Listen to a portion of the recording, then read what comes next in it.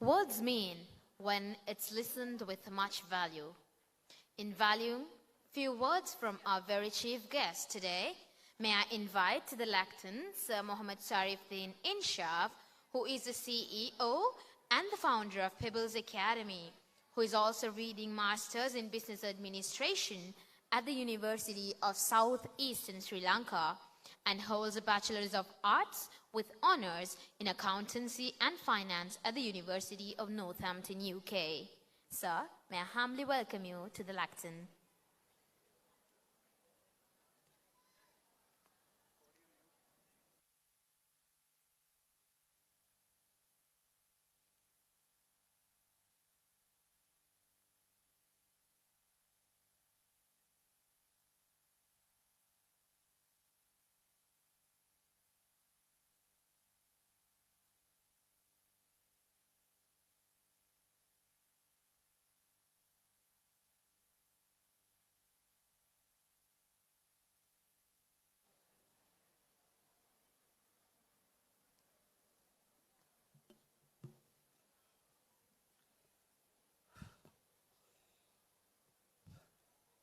In the name of Allah, the most gracious and the most beneficent,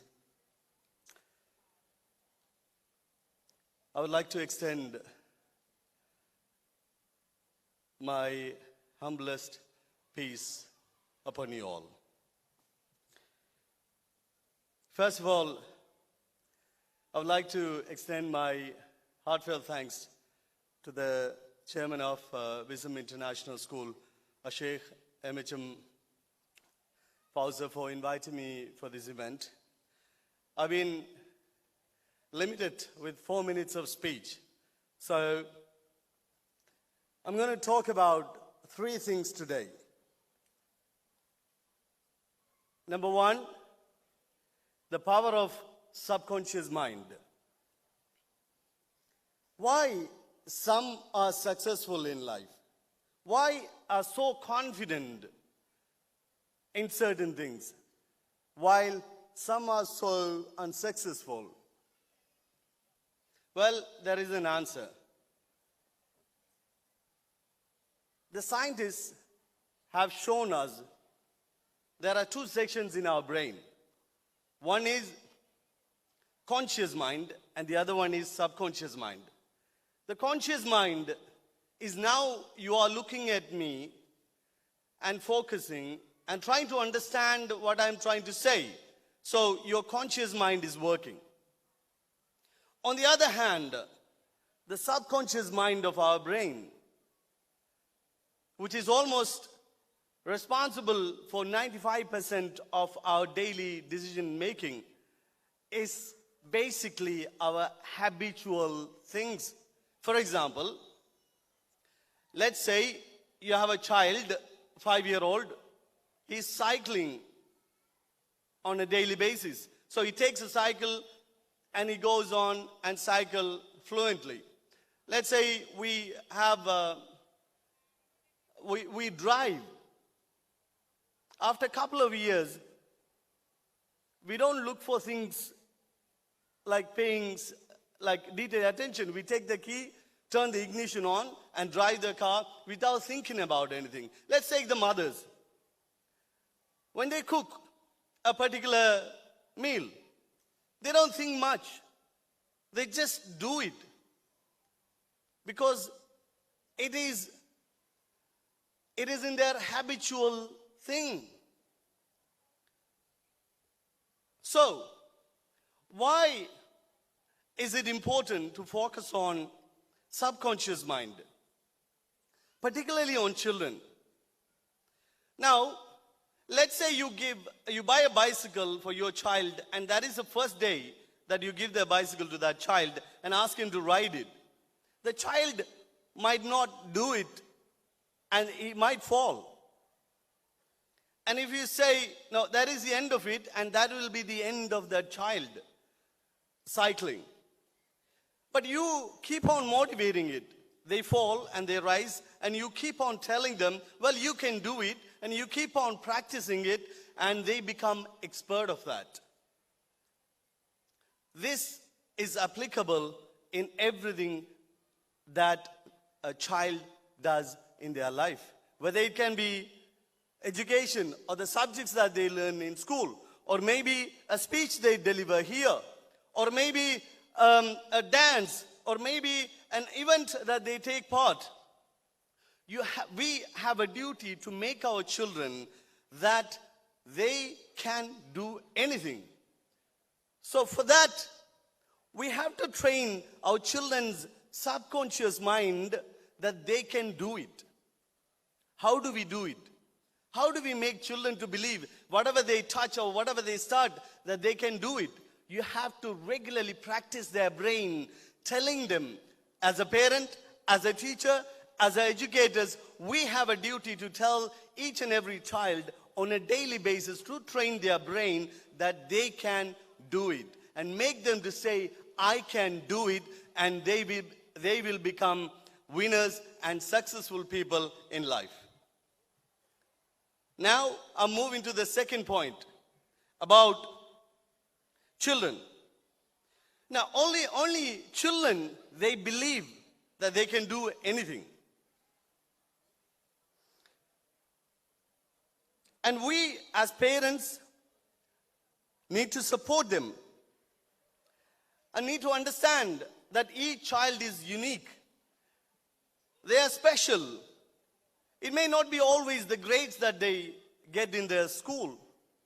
It can be the way how they look at this world, or how they do a small gardening at home.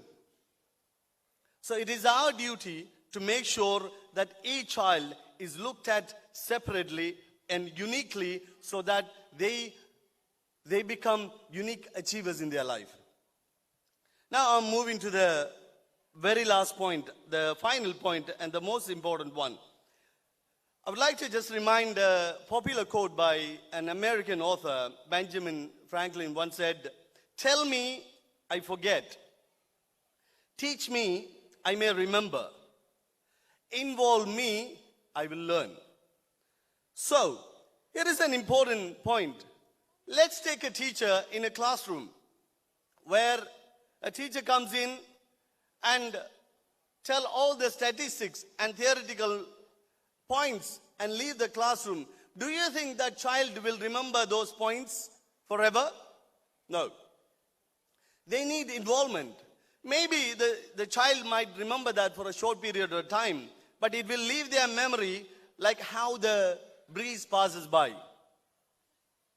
So we as teachers have to encourage involvement, encourage children to ask questions, encourage the children to feel curious about things.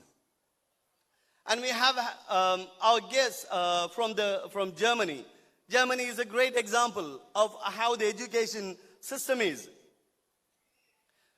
They have a well-scripted education system focusing on theoretical aspect as well as the hands-on approach.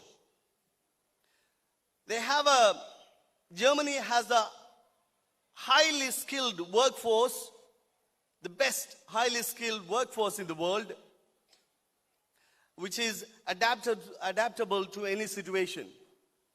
Why? And also, they focus more on research. So we, as educators and parents, we all have a duty to support our children, to focus more on involvement. Particularly, the teachers have a duty to support them, like giving them an exposure to nature, giving them an opportunity to experiment so that they learn and they become an inventors of this country. So, ladies and gentlemen, considering the time, I would like to conclude my speech that we, as the guardians and the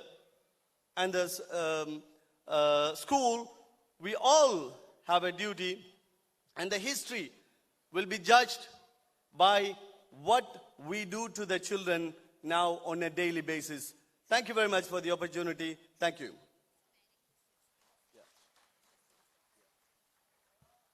Thank you so much, sir. May I request our director, Sir Ashek M. Fauser, our Executive Director, Sir Hazik Fauzer, our Principal of Academics, Ms. Nilu Paliyanage, and our Principal of Administration, Ms. Anusha Rajapaksha, to step on stage to give the token of appreciation.